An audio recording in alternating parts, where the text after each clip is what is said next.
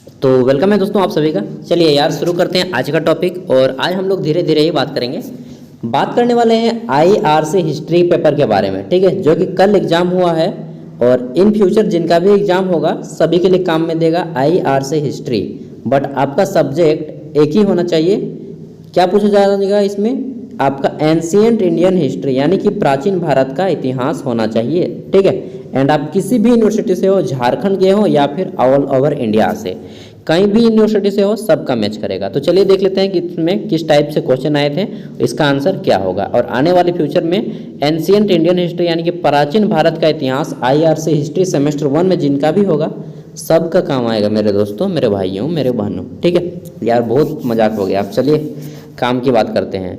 तो देखिए एग्ज़ाम में किन्हीं का एग्ज़ाम 75 मार्क्स का होता है, किन्हीं का 100 मार्क्स का होता है, लेकिन जनरली सभी का एग्ज़ाम 100 मार्क्स का ही होता है। जो भी हो, अगर आपका एग्ज़ाम 75 मार्क्स का होगा तो पासिंग मार्क्स होगा आपका 30। अगर एग्ज़ाम 100 मार्क्स का होगा तो क्वालिफाइंग मार्क्स होगा आपका 40, ठीक है। चलिए देख लेते हैं क्वेश्चन किस टाइप से हैं। क्वेश्चन बहुत ही ईजी है। प्राचीन भारत के इतिहास है ना, 10 गो एक मार्क्स के हैं। तो इसमें पहला क्वेश्चन था अर्थशास्त्र की रचना किसने की, ठीक है। इंग्लिश में क्या है कि हु क्रिएटेड अर्थशास्त्र, एक गलत लिखा है यार इंग्लिश। अर्थशास्त्र की रचना किसने की? हु रॉट द अर्थशास्त्र, और द लगाना चाहिए क्योंकि एक महान ग्रंथ है अर्थशास्त्र, और महान ग्रंथों के ऊपर आर्टिकल लगता है। मालूम नहीं कौन ट्रांसलेटर करने वाला था। अर्थशास्त्र की रचना किसने की? तो दोस्तों चंद्रगुप्त मौर्य के गुरु कौन थे? विष्णुगुप्त चाणक्य, ठीक है। वही चाणक्य विष्णुगुप्त ने इसकी रचना की थी। इसको चाणक्य भी कहा जाता है, विष्णुगुप्त भी कहा जाता है और कौटिल्य भी कहा जाता है, ठीक है। चंद्रगुप्त मौर्य के गुरु थे। आगे देख लेते हैं बी नंबर क्वेश्चन। यहाँ पे है कि पुराणों की संख्या कितनी है। तो पुराणों की संख्या कितनी है? पुराणों की संख्या है दोस्तों 18, ठीक है। इसमें कौन कौन से पुराण आते हैं? गरुड़ पुराण, मत्स्य पुराण, विष्णु पुराण, वायु पुराण, ब्रह्म पुराण, ब्रह्मांड पुराण, बहुत सारे पुराण हैं, ठीक है। आगे देख लेते हैं सी नंबर क्वेश्चन। इसमें पूछा गया था कि ताम्रपाषाण युग के पतन में किस धातु का योगदान दिया, ठीक है। तो ताम्रपाषाण पतन मतलब होता है अंत। जब ताम्रपाषाण युग का समाप्त हो गया तो कौन सा धातु उसका स्थान पे आया? तो उसके स्थान पे आया था कांसा धातु। क्या? कांसा। इसको लिखिएगा आप लोग कांस्य धातु। तो जिन्होंने भी कांस्य आंसर किया होगा उनका आंसर सही होगा, कांस्य, ठीक है। यहाँ पे बिंदु लगेगा, कांस्य, कांसा धातु, ठीक है। डी नंबर क्वेश्चन है कि गौतम बुद्ध का जन्म कब हुआ? गौतम बुद्ध का जन्म कब हुआ? राइट आंसर क्या हो जाएगा? गौतम बुद्ध का जन्म हुआ था 564 BC में, 564 BC में, यानी कि 564 ईस्वी पूर्व में। BC का फुल फॉर्म होता है बिफोर क्राइस्ट, ईसा ईस्वी पूर्व। और अभी चल रहा है हमारा AD, एनो डोमिनी, ठीक है। चलिए देखते हैं आगे की ओर। यहाँ पे महावीर स्वामी की मतलब जिनका भी एग्जाम होगा आगे में, महावीर स्वामी के बारे में पूछा जा सकता है। यहाँ पे आपका पुराणों की संख्या पूछ लिया तो वेदों की संख्या भी पूछा जा सकता है कि वेद कितने होते हैं, तब आपको 4 आंसर करना था, ठीक है। आगे देख लेते हैं ई नंबर क्वेश्चन। इसमें पूछा गया है कि मौर्य प्रशासन के केंद्रीय विभागों की संख्या कितनी थी। तो दोस्तों मौर्य प्रशासन को जो है 4 भागों में बांट दिया गया था, पूरब, पश्चिम, उत्तर और दक्षिण में, ताकि इनके जो है शासन करने के लिए सहायता हो सके। मतलब चारों ओर से ये अपने आप में पकड़ बनाए सकें, ठीक है, पूरे के पूरे संपूर्ण भारत में। तो 4 इसका राइट आंसर हो जाएगा। एफ नंबर क्वेश्चन इसमें पूछा गया है कि अशोक के अभिलेख किस भाषा में लिखे गए हैं। देखिए अशोक के अभिलेख किस लिपि में लिखे गए हैं। तो अगर लिपि पूछता तो होता ब्राह्मी और खरष्टी, लेकिन यहाँ पे भाषा पूछा है तो भाषा में आपका हो जाएगा प्राकृत, मैंने बताए भी थे, ठीक है, प्राकृत। दूसरा हो जाएगा आपका यूनानी, और तीसरा आरामाइक, ठीक है, आरामाइक। तो ये 3 भाषा थे और राइट आंसर हो जाएगा इसका। अगला है अशोक के अभिलेख हो गया। क्वेश्चन है जी नंबर, सातवाहन वंश का प्रमुख शासक कौन था। ये भी क्वेश्चन मैंने करवा दिया था, पुराण भी करवा दिया था, ठीक है। सातवाहन वंश के प्रमुख शासक कौन थे? तो सातवाहन का प्रमुख शासक था गौतमी पुत्र श्री सातकर्णी। राइट आंसर हो जाएगा गौतमी पुत्र Shri Satakarni, who was the chief ruler of Satavahana dynasty, ठीक है। नेक्स्ट देख लेते हैं एच नंबर क्वेश्चन। इसमें पूछा गया है कि कनिष्क किस वंश का शासक था। तो दोस्तों कनिष्क जो है वह किस वंश का शासक था?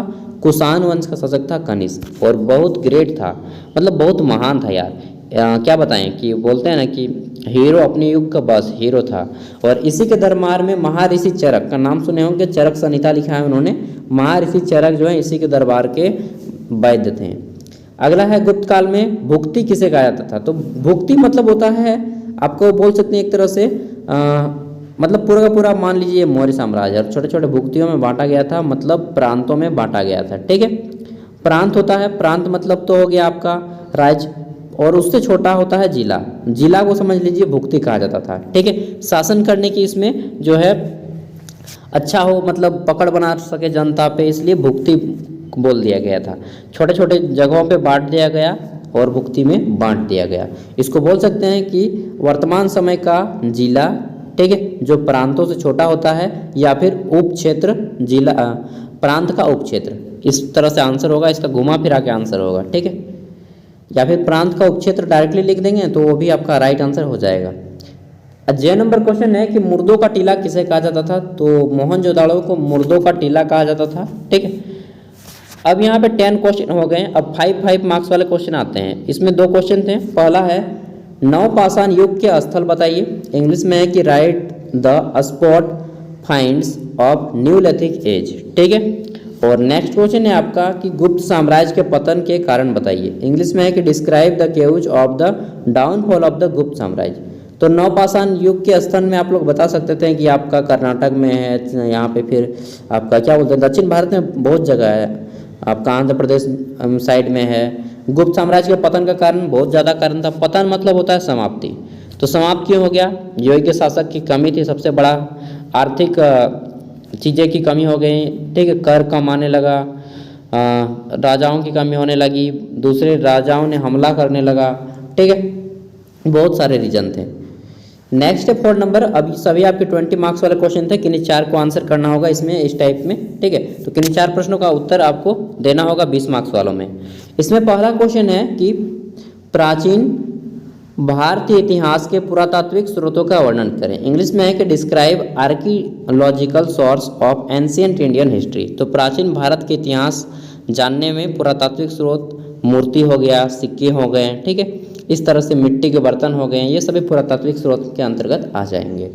5 नंबर है कि ऋग वैदिक कालीन धार्मिक एवं आर्थिक स्थिति का वर्णन करें। इंग्लिश में है कि डिस्क्राइब द ऋग वैदिक period religious and economic condition. ठीक है, तो ऋग्वेद काल में लोगों की धार्मिक स्थिति कैसी थी, किस देवता को पूजा करते थे, वे अपना आजीविका के रूप में क्या करते थे, कृषि करते थे ना, पशुओं को चराते थे, इस तरह से आपको बताना था।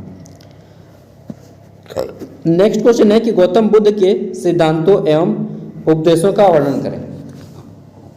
इंग्लिश में क्या है कि डिस्क्राइब द क्लियर, यार खाना खा गया हूँ ना, डकारी आ रही हैं। Describe the clearly the Gautam Buddha's doctrine and teaching. तो गौतम बुद्ध के सिद्धांत कौन कौन से अगर पूछे जाएंगे ये क्वेश्चन, तो आपको आंसर करना है गौतम बुद्ध के सिद्धांत के उपदेश। ठीक है, जितने भी दिए थे, और उन्होंने मध्यम मार्ग को अपनाने के लिए बोला था। ठीक है, और गौतम बुद्ध ने जितनी भी जीवनी है उसको बताना है। गौतम बुद्ध का ज्ञान प्राप्ति बोध गया स्थल बताना है। ठीक है, प्रथम जो उपदेश दिया था सारनाथ स्थित अशोक स्तंभ में, उसको बताना है, गौतम बुद्ध का प्रथम उपदेश। ठीक है, नेक्स्ट क्वेश्चन यहाँ पे 7 नंबर पे 6ठी शताब्दी ईस्वी में उत्तर भारत के प्रमुख राजतंत्रों का विवरण करें। ठीक है, 6th सेंचुरी में कौन कौन से राजवंश थे, ईस्वी पूर्व में, तो उसको बताना है। नेक्स्ट है अशोक की धम्म की नीति की विवेचना करें। अशोक की धम्म बहुत इंपॉर्टेंट क्वेश्चन है, बहुत इंपॉर्टेंट क्वेश्चन, नोट करके लिख लीजिए। Discuss the Ashoka policy of dhamma. तो धम्म के प्रचार के लिए अशोक ने, धम्म मतलब धर्म है, ठीक है, और अशोक ने बौद्ध धर्म अपनाया था, और अंतिम समय में अपना बेटा, महेंद्र नाम था बेटा, और बेटी का नाम था संघमित्रा, दोनों को बौद्ध धर्म के प्रचार के लिए श्रीलंका भेजा था। ठीक है, और इन्होंने कलिंग का जो युद्ध लड़ा था 261 ईस्वी पूर्व में, उसके बाद ये राजपाट ही छोड़ दिए। मतलब क्या बताएं, उतना जब 2.5 लाख आदमी मर गया था उस समय में, यार उतना आदमी जब मरेगा किसी एक व्यक्ति के कारण के लिए, तो समझ रहे हैं आदमी का पसीना, सीना क्या होता है मालूम है? आदमी को मारता तो इतना होता है। और कलिंग मतलब कौन सा? कलिंग, अभी जो हम लोग कलिंग बोलते हैं ना, तो अभी कलिंग का मतलब होता है उड़ीसा राज्य। ठीक है, आगे देख लेते हैं। तो यहाँ पे क्वेश्चन है कि चंद्रगुप्त दैत्य की उपलब्धियों का वर्णन करें। चंद्रगुप्त दैत्य, जिसको विक्रमादित्य के नाम से भी जाना जाता है, चंद्रगुप्त विक्रमादित्य। ठीक है, बहुत ग्रेट सम्राट था यार, क्या बताएं। अब विक्रम और मुंजा का नाम सुने हैं, और विक्रम बेताल की कहानी कहा जाता है कि इन्हीं के समय में हुई थी। ठीक है, मतलब कहानी को नहीं लिखना है, बट आप लोग इंसिडेंट को अब लिख सकते हैं। चलिए मिलते हैं अगले वीडियो में। यह था आपका IRC हिस्ट्री का क्वेश्चन। इस तरह से जितने भी क्वेश्चन है सेमेस्टर 1, 2, 3, 4 सब अपलोडेड होते जाएंगे जैसे जैसे एग्ज़ाम होता जाएगा, और अपलोडेड हैं जितने भी पेपर होते हैं आप सभी के।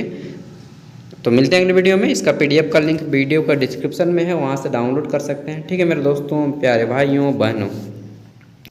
तो देखिए आपको मैं एक चीज़ बताना चाहता हूँ कि एग्ज़ाम में अगर आपका 5 मार्क्स का क्वेश्चन आए तो उसका आंसर करना है 1 पेज में। ठीक है, 1 पेज मतलब एक खड़ा पन्ना में 2 पेज होते हैं, आपको एक ही पेज में करना है। ठीक है, उनके लिए जिनका लिखने की स्पीड एवरेज होती है। अगर आपके एग्जाम में आए 15 या 20 मार्क्स का क्वेश्चन, समय 3 ही घंटा मिलेगा, तो आपको करना है उसका एक खड़ा पन्ना का दोनों साइड, दूसरे खड़ा पन्ना का एक साइड। इतना आप लिखिए, काफ़ी है आपके लिए। ठीक है, क्योंकि समय सबके साथ बांट के जो है जाना है, सभी प्रश्नों को करना है, एक भी क्वेश्चन को छोड़ना नहीं है एग्जाम में। यही रूल आपको हर एग्जाम में अपनाना है। तो ऑल द बेस्ट, अच्छे से एग्जाम दीजिए इसी तरह से, एंड मिलते हैं अगले वीडियो में। बाय।